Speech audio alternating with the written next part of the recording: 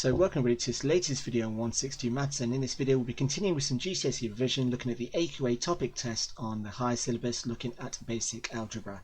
Now there will be a copy of the questions in the description below, for which I recommend you having a go, and then you can watch the video as we go through the answers. On this AQA topic test higher on basic algebra review. So looking at question 1, it says circle the expression that is equivalent to 6n minus 3n times 2n plus n. Now with this, obviously we need to look at and understand algebra and BIDMAS. So for this, what we need to do first is we look at the multiplication first. So looking at this, we've got, let me just get that box there. So what we've got is we've got 6n minus, and then it's going to be 3n times 2n, which is going to be 6n squared, plus n. And then from this we can then join these and these two things together. So what we've got is we've got 7n minus 6n squared, which is our third option. Then moving on to our second question, it says expand. So this one should be relatively straightforward. So we've got a squared minus 4a, and that is going to be our first option. Question 3, it says factorise fully. So what again? So I need to look at the common factors between 10x squared and 5xy. So what's common between the numbers is 5, and what's common between the two terms letter-wise is an x. So what if we multiply 5 to get 10? Well, I need 2, and I need another x, so it's 2x. What if we multiply 5 but to get 5? Well, that's fine, it's just 1, and I need a y. So the final answer then is 5x, 2x minus y. Now if I stuck a 1 in front of the y, I shouldn't really lose marks, but again, when you're multiplying by 1, you don't actually need to write it. For question 4 here, what we're doing is we're comparing the coefficients. So one thing I would suggest that you do is expand the brackets. So here we get 3x squared plus, and it's going to be 3 times 12, which is 36x. Now if I write down this side underneath, I've got 3x squared plus c squared x.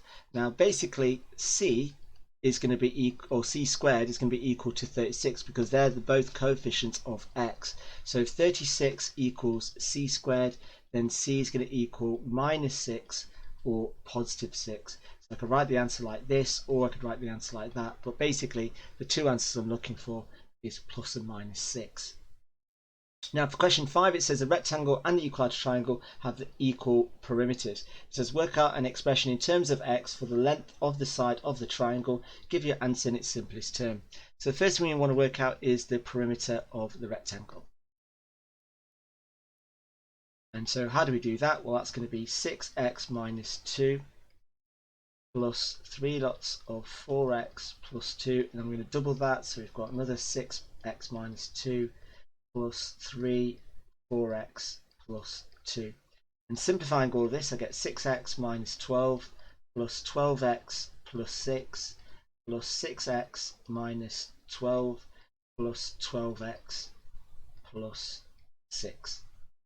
And then if I then join all of those things together, then what I should end up with is going to be 6x, or let's get the highlighter. So I've got 6 plus 12, which is 18, plus another 6 plus another 12 is going to give me 36x. And then if I join the numbers together, then what I should have is minus 24 plus 12, which gives me minus 12. Now that there is then the perimeter of the triangle is therefore going to be 36x minus 12, and then because it's an equilateral triangle, all I need to do is divide that by 3.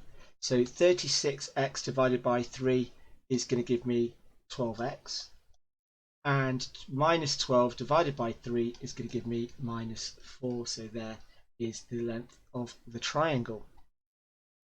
Then moving on to question 6, again it says that show that x must be an even number when we've got this expression.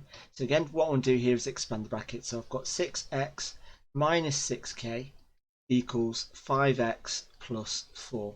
Now what I'm trying to do is make x a subject. So if I take the 5 over and the 6k over to the side, you end up with x equals, and it's going to be positive 6k plus 4. And again, if you've written the 6k plus 4 the other way around, that's absolutely fine.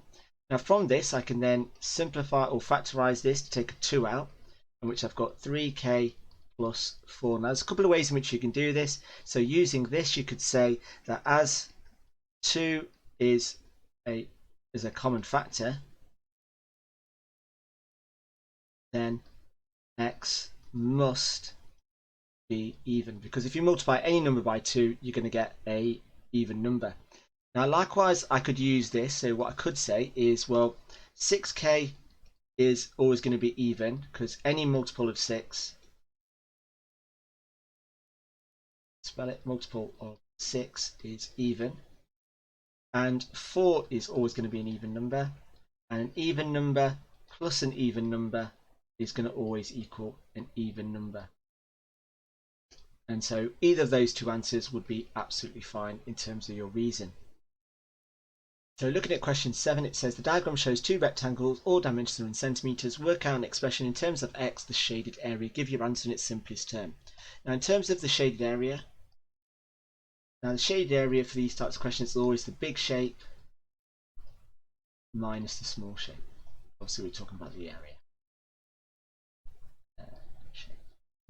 So in terms of this, the big rectangle is going to be equal to x times 5 lots of 2x minus 1, which equals 5x 2x minus 1, which equals 10x squared minus 5x. And in terms of the small rectangle, that's going to equal 3 lots of x plus 1, which is 3x plus 3. So what I then want to do is I then want to take away these two things. Now just be careful with regards to the second one, because we are subtracting, so I strongly recommend that you use brackets. So then the shaded area is going to be equal to the big shape, which is 10x squared minus 5x, and we've got a minus 3x plus 3. Now remember that, just be careful when you've got negatives outside brackets, so that then becomes 10x squared minus 5x minus 3x minus 3, which gives me a simplified answer of 10x squared minus 8x minus 3, and there is my final answer.